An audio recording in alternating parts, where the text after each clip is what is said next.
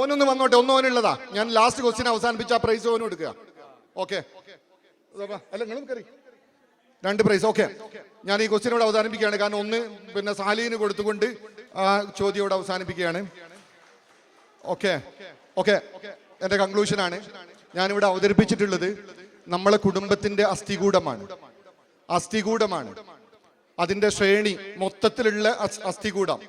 അതിന് പല ഭാഗങ്ങളുണ്ട്. വലിയ എല്ലുകളുണ്ട്, ചെറിയ എല്ലുകളുണ്ട്, ഉറപ്പ് കുറഞ്ഞ എല്ലുകളുണ്ട്, ഉറപ്പ് കൂടിയ എല്ലുകളുണ്ട്, വളരെ ചെറിയ എല്ലുകളുണ്ട്. ഇതെല്ലാം കൂടിയാണ് നമ്മളുടെ കുടുംബമാവുന്നത്.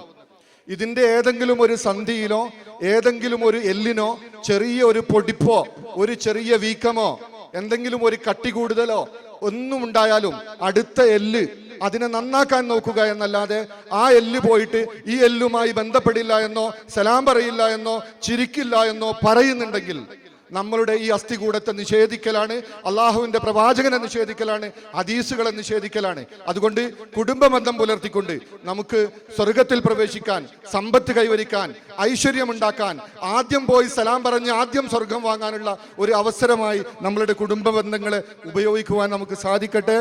അള്ളാഹു അനുഗ്രഹിക്കട്ടെ. വാഹിർ ദഅ്വാനാ അൽഹംദുലില്ലാഹി റബ്ബിൽ ആലമീൻ. അസ്സലാമു അലൈക്കും വറഹ്മത്തുള്ളാഹി വബറകാതുഹു. നമ്മുടെ സെക്കൻഡ്